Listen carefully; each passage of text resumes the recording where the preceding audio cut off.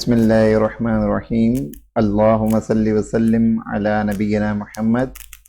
My dear students, अस्सलाम वालेकुम और 7 मिनट्स क्लास में आपको खुशामदीद। आज हमारा लेसन 2 होगा, chapter number 1 computer science class 9th का, और इसमें हम दोबारा फ्लो चार्ट्स की डेफिनेशंस को देखेंगे, उसको समझेंगे, और उसके बाद फिर हम जो डिफरेंट सिंबल्स यूज़ होते हैं फ्लो चार्ट्स में उनको समझेंगे। तो आइए फ्लो चार्ट्स की जानिब बढ़ते हैं, इसकी डेफिनेशंस को एक दफ़ा फिर देख लेते हैं।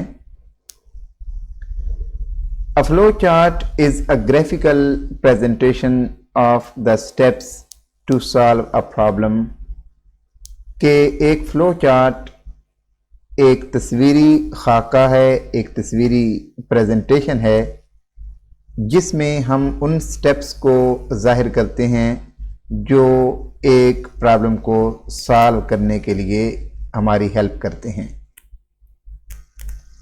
फ़्लो चार्ट में हम क्या करते हैं, we use symbols for each step and these symbols are connected with the help of arrows to show the flow of processing. Flow charts में हम मुख्तलिफ सिंबल यूज़ करते हैं हर स्टेप को ज़ाहिर करने के लिए, जो एक दूसरे के साथ एरोज़ की मदद से कनेक्ट होते हैं। आइए अब हम असल टॉपिक की तरफ आते हैं, फ्लो चार्ट्स सिंबल्स की तरफ। Flow charts explain a process clearly through symbols and text, कि फ्लो चार्ट जो है वो किसी भी प्रोसेस को बिल्कुल वाज़ेह तौर पर क्लियर करता है सिंबल्स की मदद से और टेक्स्ट की मदद से। And flow charts use special shapes to represent different types of actions or steps in a process, और एक प्रोसेस में जितने स्टेप्स होते हैं उनको ख़ास अशकाल की मदद से फ्लो चार्ट्स में ज़ाहिर किया जाता है। आइए अब हम अगली स्क्रीन की जानिब चलते हैं और जो सिंबल्स फ्लो चार्ट में इस्तेमाल होते हैं उनको गौर से समझने की कोशिश करते हैं। इस टेबल में आप फ्लो चार्ट में इस्तेमाल होने वाले डिफरेंट सिंबल्स देख रहे हैं। सबसे पहले आप इस एरो को देखें, इसको हम फ्लो लाइन कहते हैं, और इसका मकसद क्या है, it is used to determine the flow of steps in a flow chart. हम इसमें मुख्तलिफ स्टेप्स को जाहिर करते हैं, ख़ास तौर पर हम डेटा फ्लो को इस एरो के ज़रिए जाहिर करते हैं कि हमारा डेटा किस सिमत से किस सिमत को फ्लो कर रहा है, इसलिए हम इसको फ्लो लाइन कहते हैं। टर्मिनल का सिंबल ये ओवल शेप आप देख रहे हैं, It indicates start and end of a flow chart. ये किसी भी फ्लो चार्ट के शुरू और आखिर में सिंबल यूज की जाती है। स्टार्ट में हम इसके अंदर स्टार्ट जाहिर करते हैं, जैसा कि ये एक फ्लो चार्ट आपके सामने है। ये शुरू में टर्मिनल जो दिया गया है ये स्टार्ट, और जो आखिर में है उसमें एंड लिखा हुआ है।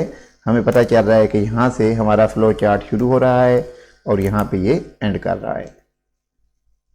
स्टूडेंट्स, प्रोसेस के लिए ये मुस्ततील शेप यूज होती है, ये रेक्टेंगल शेप जो है इसको हम इस्तेमाल करते हैं। It represents operations to change values. ठीक है, जो हमने प्रोसेस करना होता है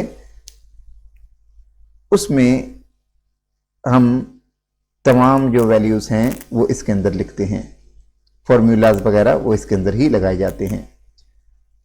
ये डायमंड शेप है और ये डिसीजन के लिए इस्तेमाल होती है, यानी जब कोई कंडीशंस लग जाती है तो वहाँ पर हम ये यूज़ करते हैं।